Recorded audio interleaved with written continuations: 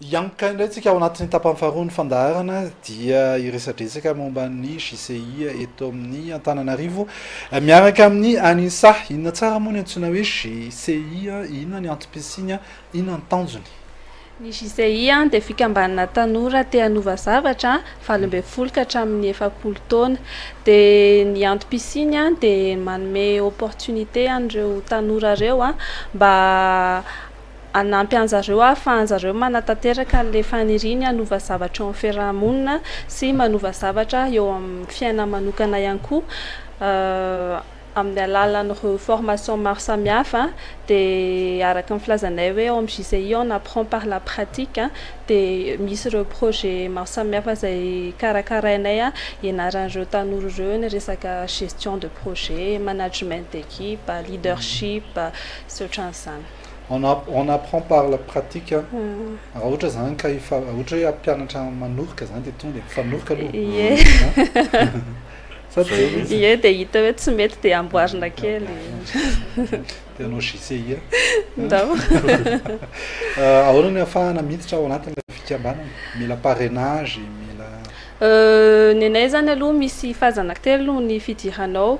Faza observation, amin'iny zany ianao hoe observateur tonga manatrika ny izay karakarain'ny JCI ianao amin'ny fotoana iny nefa ianao dia efa afaka mandray andraikitra sy mandray anjara sahady satria izay ny tena fomba iainany an'izy fandraisana andraikitra sy fandraisana anjara. Dia rehefa tapa-kevitra ianao hoe mety aminao ny zavatra atao amin'ny JCI dia eo amin'izay ianao ilay mila hoe parrain na marraine zany dia mametraka dossier ianao dia ny comité directeur no valide anazy hoe ie mendrika ity olona ity mifanaraka amin'ny valeuran'ny JCI dia lasa postulant izy. Afaka fotoana maromaro indray rehefa tena hoe te hirotsaka milalina kokoa satria on est membre de la JCI à vie. On est membre de la JCI à vie. On est membre de la JCI à vie. Dia eo amin'izay zany ianao mametraka dossier indray hoe tena vonona ny membre quoi. Dia eo no misy entretien andalovana. Dia eo zany hoe mipasse entretien ianao na tsy mipasse entretien. Dia mandra-paha-70 taona ianao membre JCI raha ohatra ianao ka nisy olana tsapa hoe nitondra nanova zavatra teo amin'ny JCI sy ny fiarahamonina dia mety hoe lasa sénateur JCI ianao dia na ene JCI. Ohatra anao zany ka efa hoe satria ilay JCI à vie dia rehefa any aoriana zany ianao mety lasa hoe VCI. JCI. Na izy hoe lasa hoe sénateur na hoe alumni fotsiny izy rehefa ohatra hoe misy ny etsika izay karankarainareo ato izay misy ifandraisany amin'ny tontolon'ny fandraharana. Ao anatin'ny tontolon'ny fandraharana ihany koa fa miaraka amintsika eto mino ndre mijo miarabanao mino aloha miarabana rehetrarehetra manana JCI Gaël samy mpijery. Dia azontsika resahana avy hoe ohatrotry ny ahoana ilay concours izay fifananana izay ho atao amin'ity amin'izao fotoana izao mihitsy ilay izy raha tsy diso efa mandeha izy. Ie, ny JCI Antananarivo, ny Nuco Park, ny ESCAD, ny Smartelia mikarakara fifaninanana meilleur projet, meilleur business model izy io. Dia nanomboka tamin'ny latsinainy teo ny fisoratana anarana ary mifarana amin'ny 1/30 volana Mars. Ilay fifaninanana moa zany dia ny fomba hisoratana anarana aloha ny teneniko satria hafa izy ngamba par rapport amin'ny fisoratana anarana rehetrarehetra.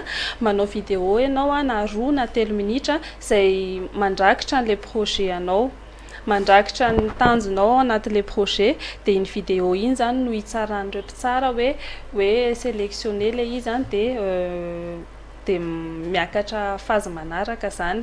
Hafa kely zany ny fisoratana anarana ny JCI ity concours ity. Dia avy eo iny zany misy sivana iny avy eo sivan'ilay mpitsara zany vidéo ny sivanana an'ilay izy. Dia rehefa vita izay dia lasa amin'izay izy manao ny business rehetrarehetra. Dia ilay izy satria ilay concours na business model dia tsy ny olona rehetrarehetra tsy voatery mahay business model. Dia misy formation zany omenay an'ilay olona voasivana mandeha amin'ny étape manaraka momba ny resaka business model sy resaka coaching maro samihafa. dia aorianan'izay amin'izay le olona vao tena miprésente an'le projet any a miaraka amin'ny business model any a amin'ny jury hoe zay. Inona no tena objectif inona tanjona tratrarina amin'ity le hoe fifaninana ity? Ny tena tanjona amin'le izy aloha zany dia satria araky ny hitantsika amin'izao tena be da be ny tanora tsy manana asa dia te ampatsapa ny tanora izay hoe izy koa afaka mamorona asa dia te atonga sainan'zareo koa zay hoe raha manana tetikasa ianao a na heverinao na mbola hoe tsy tena matotra be ao an-tsainao ary an'le izy a fa efa hoe misy zavatra irinao fotsiny a dia afaka présentenao le izy dia eo aloha zany ianao a apetraka ampelantanany olona efa manana expérience le izy a dia afaka mahalala ianao hoe hay intéressant que ty projet ako ty afaka manoranao zany le olona hoe na tsy intéressant mihitsy ty projet ako ty dia eo ianao zany non dia eo ianao zany mieritreritra hoe tokony amboariko kely le izy na ohatran'izany hoe mitsapa zany ianao hoe mety be le zavatra nofinofinao dia le izy koa tsy vola foana fa raha manana tetikasa ianao a dia hoe ny finiavanao zavatra lehibe indrindra dia finiavanao a dia pa voalohany ny fandraisanao anjara amin'ny ecopark a avy eo zay a manoranao ny lalakizoranao a dia ingany eo ho tanteraka le nofinofy sy le tetikasa dia fifaninanana le izy a tsy maintsy misy ny mandresy dia misy ny resy ny mandresy mety hoe mahazo inona ohatrany hoe siège social avy tonga dia azony sa inona mety hoe azony ny tiako mariana fotsiny telefona mihitsy chambre tsy mahagène zany tiako mariana zany a fa ny ireo tetikasa rehetrarehetra zay mandalo ny sivana voalohany rehetrarehetra aloha dia efa mibénéficie zareo coaching resaka business model sy izay formation mety omeny ecopark avy eo amin'izay a amin'ny sivana farany a dia ny mahazo ny laharana voalohany a dia mahazo vola 500 € a sy boky Gaston Lagaffe analyse des forces et faiblesses de votre business model mpanorona ny ecopark no nanoratra anazy io dia ny manaraka azy eo ny mpandresy faharoa dia mahazo 250 € dia mpandresy fahatelo 150 € dia ireo rehetrarehetra ireo misy coaching daholo zany mba hitohizan'le fanatanterahana le tetikasan'zareo dia mpandresy faefatra mena félicitation ie encouragement consolation ahoana ny andro farany a misy hetsika ave zany a ataonareo a ampahafantarana ny le hoe iza no mpandresy amin'ny firiny daty raha misy dia aiza dia ahoana zay ve voasa sa tsy voasa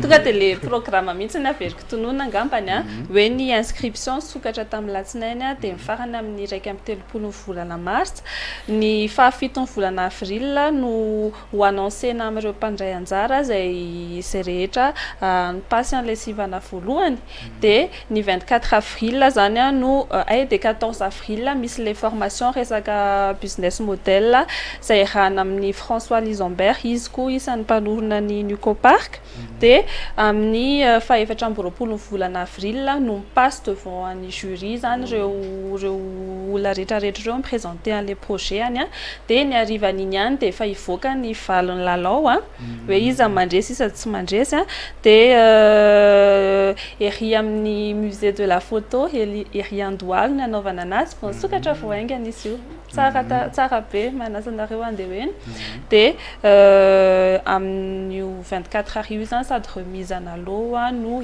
misy cocktail dia ao fa andepasana fanasanareo onao afantaneko farany anisa aizavo misy JCI eto Madagasikara mety ho tadididinao ve azonao azokao an-tsaina Zay tadidinao fotsiny. Tsy nisy mantamatra teo hoe any Tsiromandito ve misy atsisy ty?